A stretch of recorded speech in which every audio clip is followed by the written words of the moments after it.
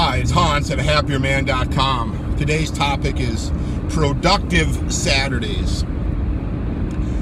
Well, if you're like me, you have a 5-day-a-week, 40-hour-a-week job where you go Monday through Friday and they have Saturday and Sunday off. And then you work 5 days for 2 days off, and there's usually more than 40 hours in a week, right? By the time you get up early to get there, go through traffic, get ready. There's lunch where you're not paid when you're there. Then there's the time to come home, and then you might have to work more than an 8-hour day. Some days it's probably going to be more than 40.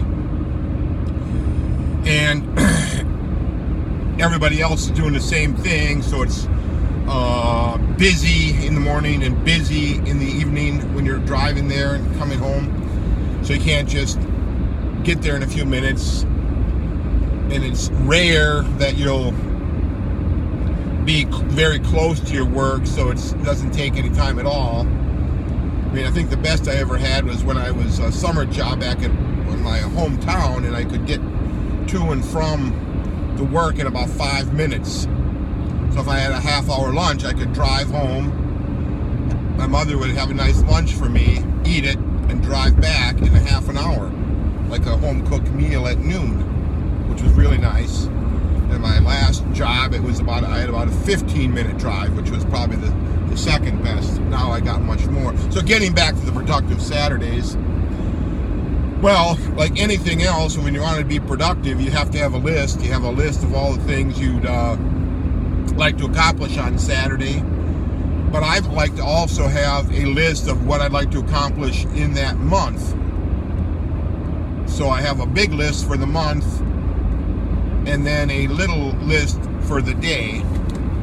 And then it might work out that I'll get all the things I want to get done on Saturday, plus some of those things from the month. It's a very good way to be productive.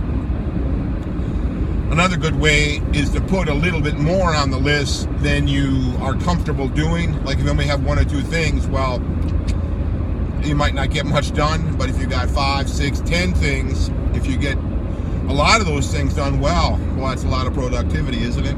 Especially if those things are carefully chosen to push your life forward, or at least make your life better in some way. Some things you have to do, and they don't really push your life forward, but they do make for a better quality of life, like getting good groceries, like keeping your house clean, like getting the errands run. You know, all those things have to be done. They don't necessarily have to be done by you, but you'll find that you're probably the most adept at doing these things in a productive way, and you should just do them and not have to do so much delegating, which I'm not totally convinced that that's the best way to do everything. But anyway, getting back to productive Saturday, it's almost 1 o'clock as I'm speaking this. Today I've washed 3 loads of clothes, cleaned my kitchen, cleaned my bathroom, cut my hair, went for a long walk, loaded some other videos to YouTube, updated my blog. I even took a short nap in the morning and talked to my daughter a little bit, texted my son, called my mother. And it's still early afternoon. I got up early. That's another way you can always get more done, by getting up early. Now, on Saturdays, I don't get up as early as I do during the week. I think that's ridiculous to spoil your weekends by getting up too early. You know, get a little rest. You know, I slept in an hour and a half, 2 hours more than normal, but I get up so early that even if I sleep in a couple of hours, I still get up early. You get what I mean? If I get up at 4 o'clock in the morning, Monday through Friday, if I sleep in till 6 a.m., I feel much better. Plus,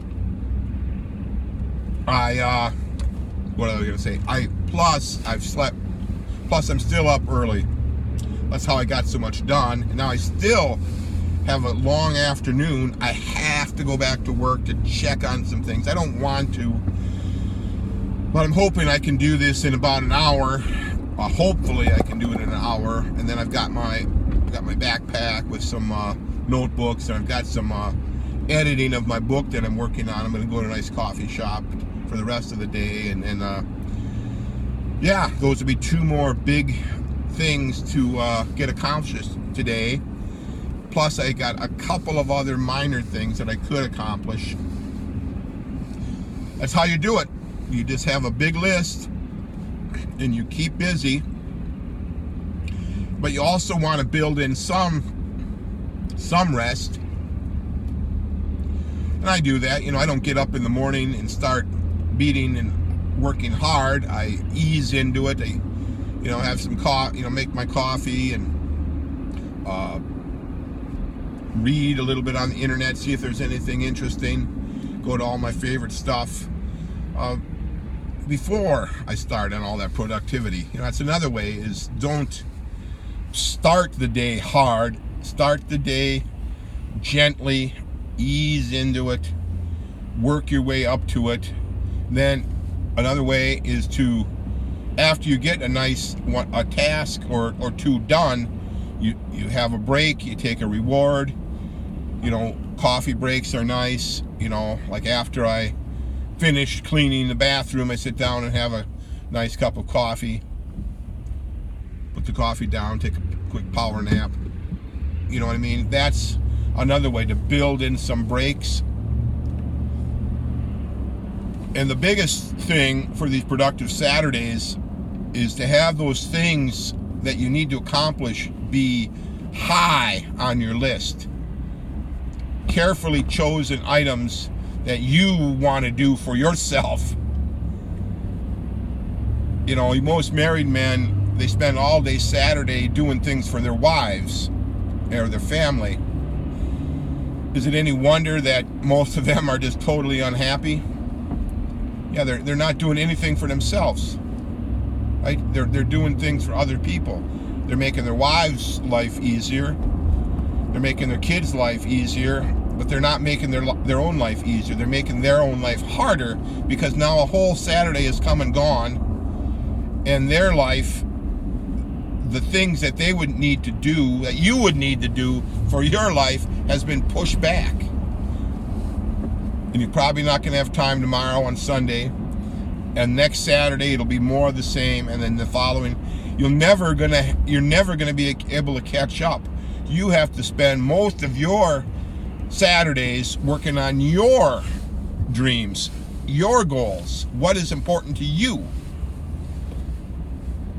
And this will, in the short run, make your wife's life and your children's life not quite as good, because dad isn't there, hubby isn't there to do everything. But you'll force them to kind of raise their own selves up and get a little busier, being more productive themselves. I have to hand it to my kids. They're very productive. I think my way of doing things, and them getting away from their mother and her kind of getting me to do everything for her, helped to show them that, yeah, they should be taking their own initiative. I don't have to do much for them. I lend a hand as needed, but I really haven't bent over backwards for them at all, for a long, long time. And that raises their ability to better their lives, the more responsibility they have. Think about this for your own kids.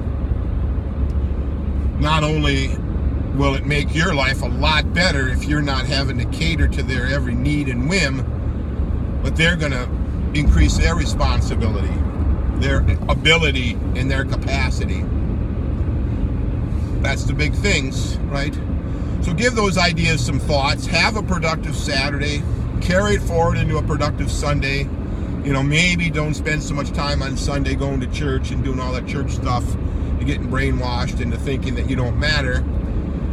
Or maybe don't spend so much time in front of the TV watching other men carry out their dreams on the field.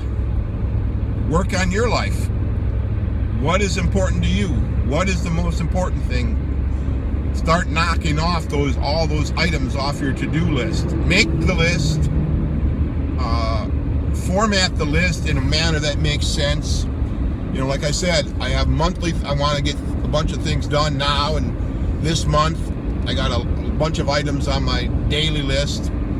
I've got another, let's say a big list, the overall list in my journal. So, you know, on a very productive day, all these things will start clicking into place, and pretty soon there's not so much for you to do to have a great life. So, that's all for now. Thanks.